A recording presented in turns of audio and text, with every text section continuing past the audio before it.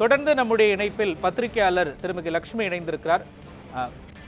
Madam, இந்த காட்சிகளை நாம இந்த நிகழ்வை எப்படி புரிஞ்சுக்கிறதுங்க? இது அவருக்கு கோயம்புத்தூர்லயும் நல்ல கிரௌட் இருந்தது.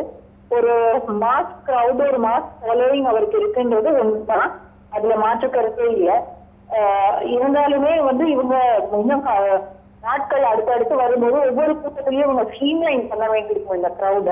ஏன்னா இவங்களுக்கு தொண்டர்கள் யாரு, ரசிகர்கள் யாருங்கிறத தாண்டி இவங்க வாக்குகளா இதை மாத்தணும் அப்படின்னா அதுக்கான பணி பெரிய பணியா இருக்கும். ஏன்னா பூத் கமிட்டி மீட்டிங்ல அன்னைக்கு இருந்தது அவ்வளவு பெரிய கூட்டம். அது போக விக்கிரவாண்டியில வந்ததும் நல்ல கிரௌடு தான். ஆனா எல்லாருமே பூத் கமிட்டி மெம்பர்ஸ் கிடையாது. அன்னைக்கு வந்தவர்கள்ல எல்லாரும் ரசிகர்களும் இருந்தாங்க. இது எல்லாத்தையும் இவங்க ஸ்ட்ரீம்லைன் பண்ண வேண்டியிருக்கும்.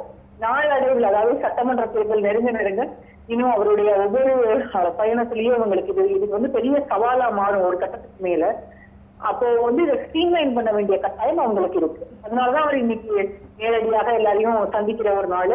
நீங்க எனக்கு இன்னைக்கு நான் என்னோட ஜனநாயகன் படத்துக்காக போறேன் அப்படின்னு பிரஸ் கான்ஃபரன்ஸ் ஒண்ணு வச்சு சொல்லிட்டு அவர் அதாவது பிரஸ் கான்ஃபரன்ஸ் சொல்லிட்டும் போறாரு. மேடம், நீங்க இத்தனை வருட இந்த பத்திரிகை அனுபவத்துல நிறைய நடிகர்கள் அரசியலுக்கு வரதை நீங்க பார்த்திருப்பீங்க. இந்த ரசிகர்கள் இருந்து தொண்டர்கள் இதை எப்படி நாம ஒன்றுபடுத்தி பார்க்கலாம், வேறுபடுத்தி பார்க்கலாங்க?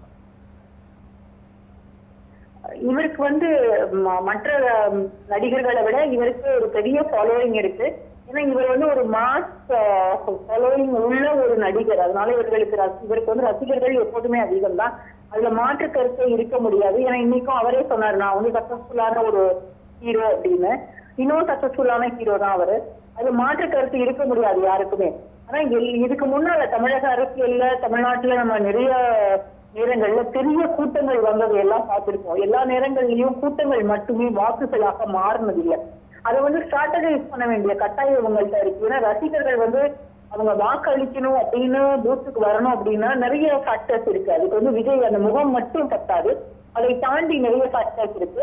இது எல்லாத்தையும் அவங்க இந்த வரக்கூடிய நாட்கள்ல அவருடைய பார்ட்டி சார்பில் எல்லாமே அவங்க ஒர்க் அவுட் பண்ணுவாங்க அப்படின்னு நினைக்கிறேன். இன்னொன்னு அவங்க கட்சிக்கு சொன்னா என்னங்கிறதே நமக்கு தெரியாது.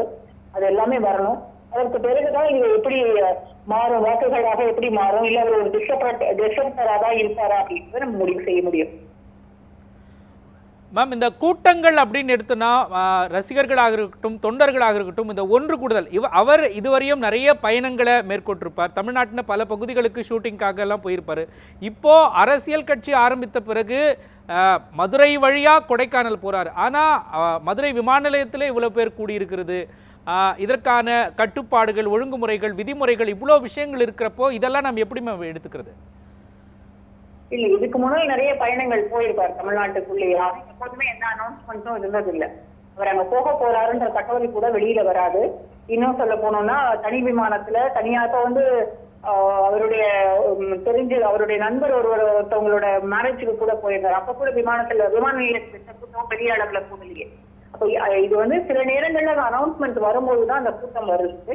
அதுக்கு முன்னாடி மெர்சல் படம் ஷூட்டிங் போது அப்ப அவர் வீட்டுல ஐடி ரைஸ் நடந்தது. அதற்கு பிறகு பெரிய பெரிய அளவுல அவருக்கு ஒரு கூட்டம். உங்களுக்கு ஞாபகம் இருக்கா, அவர் ஒரு வேன் மேல ஏறி நின்று ஒரு செல்ஃபி எடுத்திருப்பாரு. அது ரொம்ப ஒரு பாப்புலர் போட்டோகிராஃப். அது வெளியில எப்போதுமே மீடியால இருந்தது.